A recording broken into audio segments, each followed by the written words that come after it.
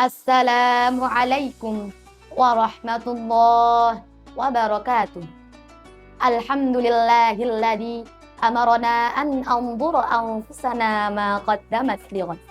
Assalatu wassalamu ala khairil ibad wa ala alihi wa sahbihi ila yaumil ma'ad. Amma ba'd. Ibnu Bashar dalam bukunya yang berjudul Menjadi Bijak dan Bijaksana Jilid 2 menjelaskan bahwa dalam pemuda yang tangguh ialah pemuda yang sanggup membeli barang mewah namun juga tahu mana keinginan dan mana kebutuhan. Pemuda yang mampu berbicara formal jika bertemu dengan orang berpendidikan namun juga mampu berbicara santai dengan orang jalanan. Pemuda yang tahu aturan makan di restoran mewah namun juga tak canggung makan di warung kaki lima. Pemuda yang seperti inilah hadirin, pemuda yang disegani dan disenangi banyak orang. Di negara yang penuh tantangan ini hadirin, perlulah kita memperhatikan pemuda kita agar mampu menjadi pemuda yang tangguh dan siap untuk menjadi tonggak berjayanya negara kita. Namun disayangkan hadirin, jika kita menjelajah Nusantara, kita akan menyaksikan betapa masih banyak generasi muda kita yang kesehariannya hanya berpangku tangan, keluar sekolah terus menganggur, hidupnya tidak teratur, rambutnya tidak pernah dicukur, cita-cita ingin menjadi gubernur, tapi hobi hanya mendengkur di atas kasur. Akhirnya bukan menjadi gubernur, tapi malah menjadi penganggur yang hidupnya hancur tersungkur dari dunia hingga alam kubur. Betul hadirin? Oleh karena itu, dalam kesempatan yang baik ini, izinkan saya menyampaikan syarahan Al-Quran dengan judul Revolusi Mental Generasi Muda sebagai Aset Masa Depan Bangsa dengan landasan Al-Quran Surah Maryam ayat 59. A'udzu billahi minasyaitonir rajim. Bismillahirrahmanirrahim.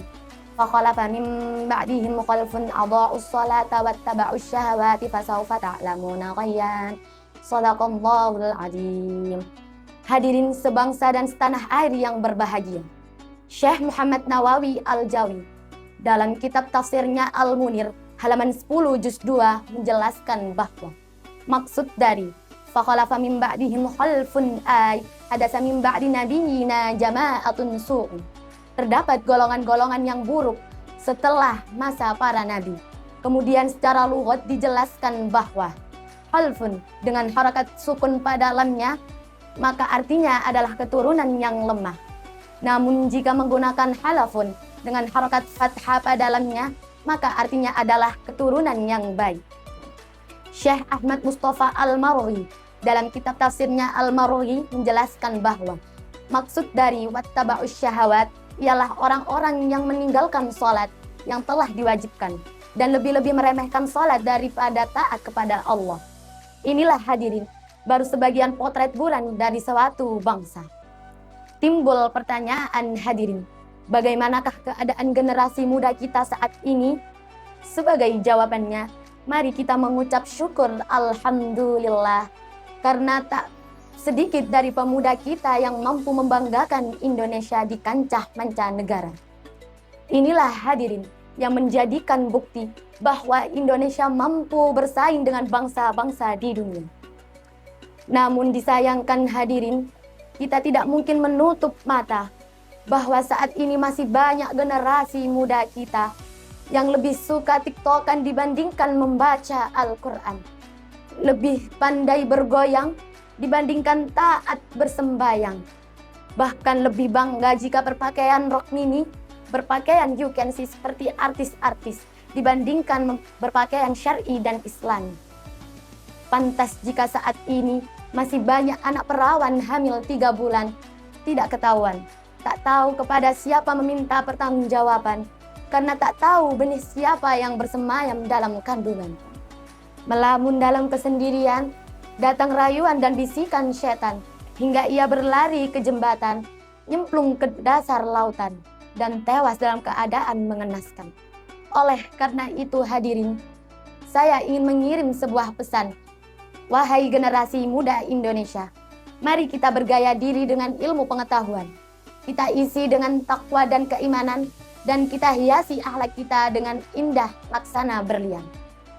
Sebab jika demikian akan terbentuk pribadi soleh dan solehah, keluarga yang sakinah, masyarakat yang marhabah, dan balda yang thayyibah.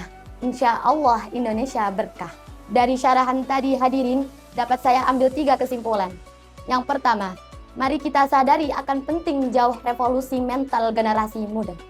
Yang kedua, doa untuk mendapatkan keturunan yang baik harus istiqomah.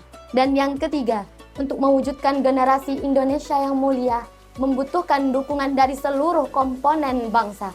Kekompakan yang harus tetap terjaga hingga terwujud semangat di dunia dan akhirat. Jalan-jalan ke Jakarta, pulangnya naik mobil Mercy. Cukup sekian dari syarahan saya. Mohon maaf, terima kasih. Wabillahi taufiq wal hidayah. Wassalamualaikum warahmatullahi wabarakatuh.